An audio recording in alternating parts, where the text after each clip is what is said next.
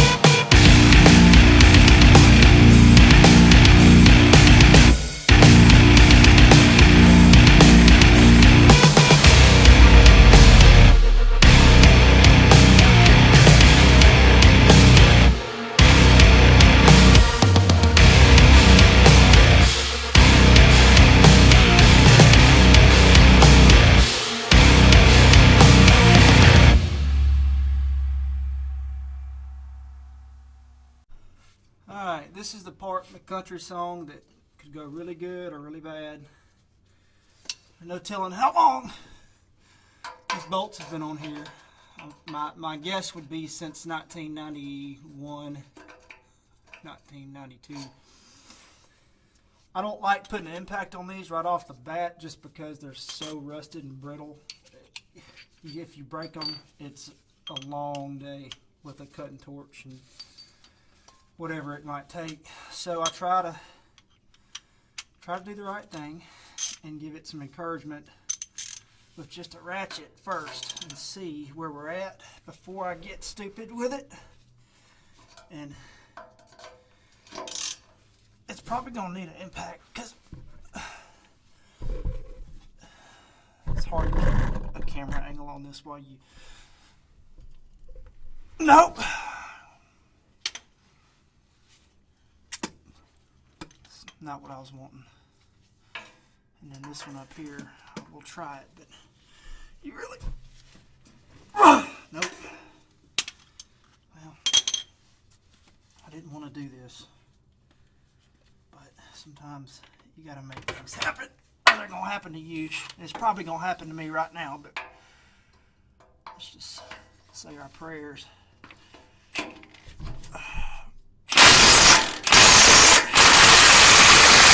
on, baby. Alright. We're not out of the fire yet, boys. One more.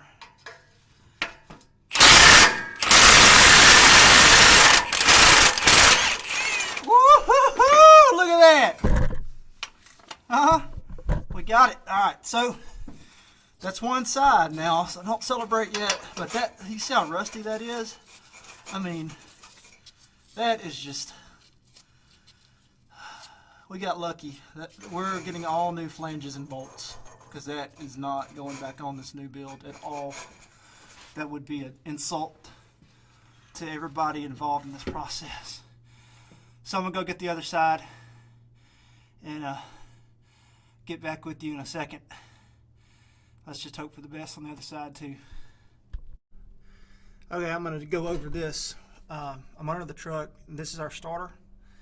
So we've got 2 bolts holding it right there to our belt housing. And then up here we've got to remove our positive and negative. I'm trying to get it to where it's easily visible, but it's hard under here, and I'm getting oil on my nice shiny new camera. But anyway, you gotta take the starter off and then just remove your wires and everything from it. It's pretty simple, and do that first, and then pull your 2 mounting bolts right there and right there at top, and then that'll just come off. And then all we have left to do on the bottom of the truck after that will be to jack up our transmission and remove our bell housing bolts from the bell housing right here. So it's pretty simple. I'm going to go ahead and get this starter removed while I charge the camera so we can record the transmission bell housing bolt removal, and then we'll be close to pulling the motor from the truck. See y'all in a bit. Alright. So I'm set up as good as I can get underneath this truck. It's different. It's different doing this, trying to get camera angles and stuff. It makes it double the work. So hopefully you can see right here and right here. There's 2 bolts right here connecting your bell housing, where my finger's at. Alright, and then on the top of the bell housing, there's 2 more. One on the right side, the passenger side, one on the left side, the driver's side. I get those from the top of the motor because everything's out of the way. So I'm going to loosen these 2 on this side, on the driver's side, and the 2 on the passenger side. It's a 16-inch, not a 16-inch, it's a 16 socket, 16 metric socket. And I'm going to use the impact on it. It shouldn't be too big of a deal. This transmission was off not too long ago, so we shouldn't run into any problems. You want to use an extension where you can, and try to want to keep your wrench as straight as you can. You don't want to have to use a wiggle joint unless you have to. See, so in this case, I probably need to use a wiggle joint unless I can get over these lines and not cause a problem. Hopefully, check my camera. Yeah, y'all can see that good enough. Easy peasy. And by the way, I've got this motor, this transmission stabilized by a jack. You can probably barely see it, but it's right over here in the corner. There goes my light. But you never want to pull these bolts out until you have your transmission stabilized with a jack or blocks or whatever it takes.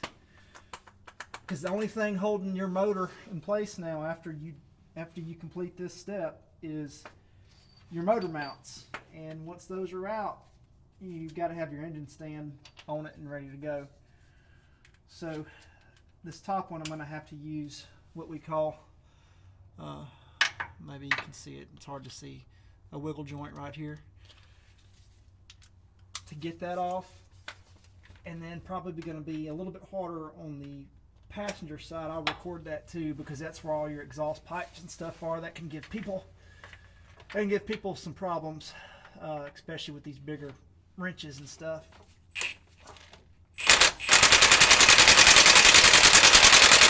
Ooh-wee.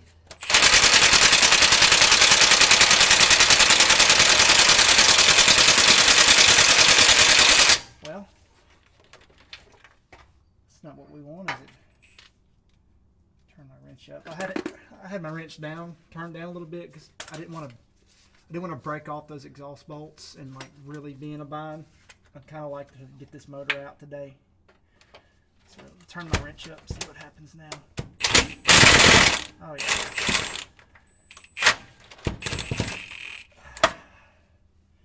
It's just awkward spaces. You just got to get used to working in them.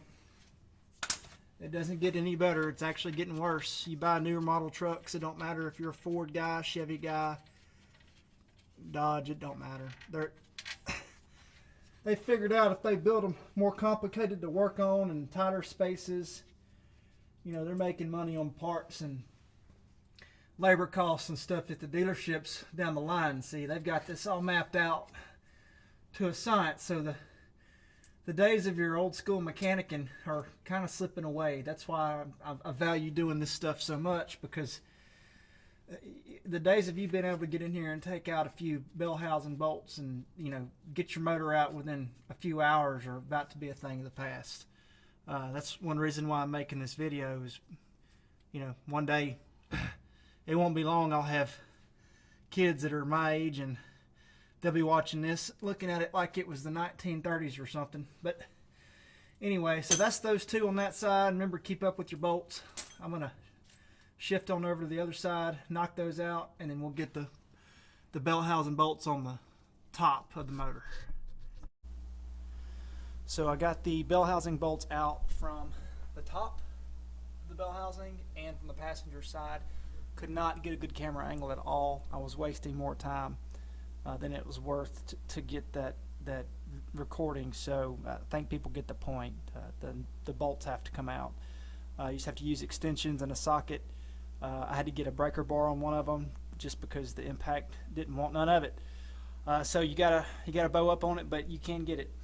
So the next step is you want to go over everything, double check, make sure you don't have anything that's still connected to your engine. I've got the gas lines tied off up there. I'm going to double check everything one more time, and then we're going to hook the engine hoist to it, and then once we get a little bit of a bind on it, we'll remove the motor mount bolts and start easing her on out of here. One thing I want to add is this little stud right here for your carburetor needs to come off, because you're going to connect a strap or a chain from this ring right here across your motor to right here. So also be careful not to wrap your dipstick in between where you're going to get pressure. You want to clear all of this right here, spark plug wires and all that. That way when you come up with your engine, you're not pinching anything or anything like that. So I'm going to go over it one more time, and we're going to lift her on up out of here, and then the fun stuff starts.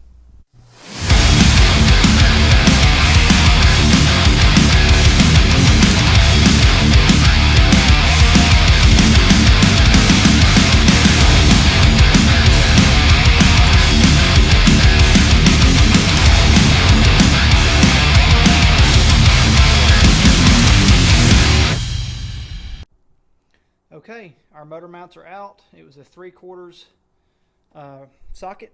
Just put it on the impact, and I'll show you where they came out of when we get the motor out. Very simple. So now we're going to ease the motor out. Keep in mind as you do this, it helps to have a few people standing around that can watch somebody underneath, not the motor, but kind of behind the transmission to see if there's anything hung up.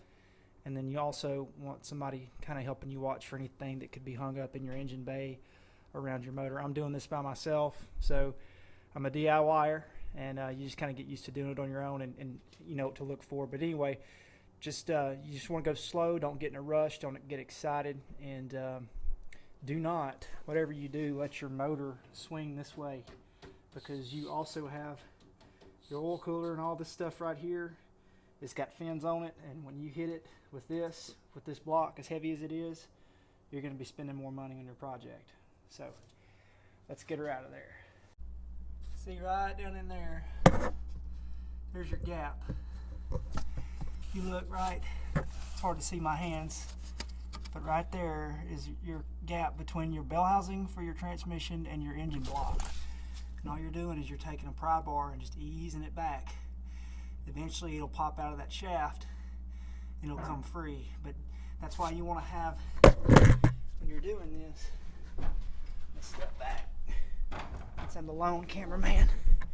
That's why when you're doing this, you want to be completely centered over your motor, because if that wasn't centered and you had it crooked or pulling towards the front of your truck, like in this way, when that pops loose, this whole motor is going to shift. And see these fins right here? That'd be a bad day. Then you're spending more money. So you got a leveler right here. Hopefully you can get one. You can get them at AutoZone or O'Reilly's, whatever, and it helps you out a lot instead of just wrapping a chain to it like they used to. It's a pain in the butt that way, but you just got to keep wiggling it and keep moving it around, and watch your wires, all your gas lines, things like that. If you set it back down, if you have to set it back down and reset your chain, make sure there's nothing caught up under the motor itself. Never assume anything, because that's the difference in money spent, money saved, as well as it could be a safety issue too.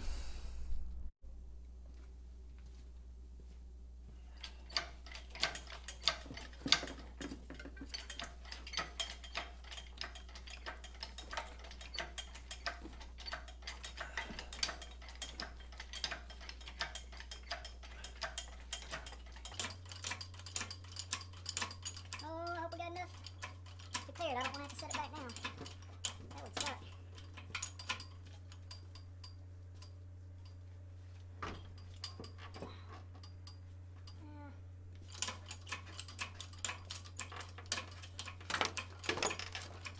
Come on, just a little bit more and get it.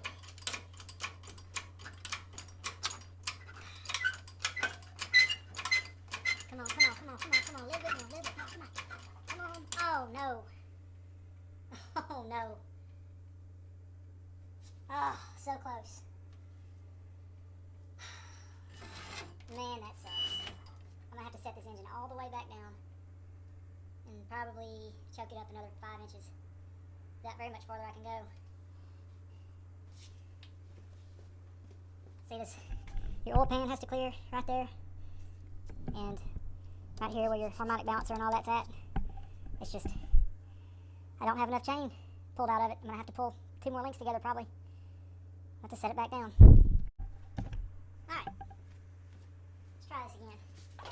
I just extended my boom pole instead of messing with chains. They're pretty even.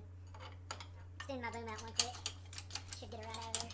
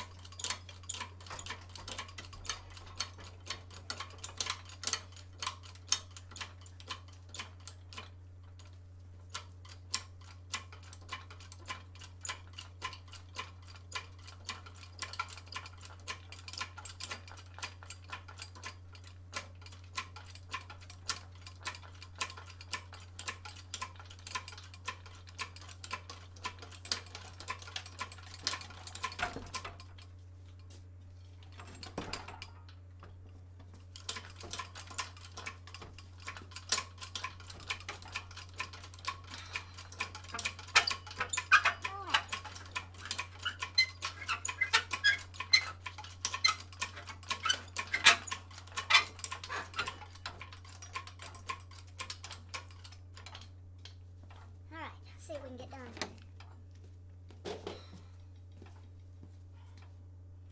I'm hoping my oil pan will clear here if I get creative.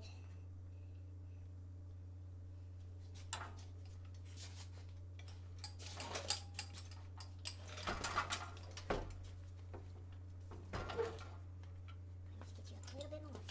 I'll have it made, or I can let my carburetor out. It's acting like that's all it's got. So close. See? It's hard to tell. See right here? I'm not a quitter. I don't want to get this far and have to set it back down. I might just let the air out of my tires. Well, we might make it. I know all the know-it-all gearheads out there on YouTube right now are probably cussing me, but that's okay. You can't know everything, but you can sure make things happen. Here's my new flex plate. It's like not even got 1,000 miles on it. Alright, ease her on out.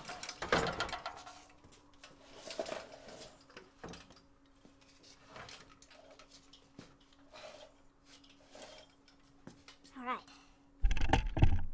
Almost to the finish line, boys.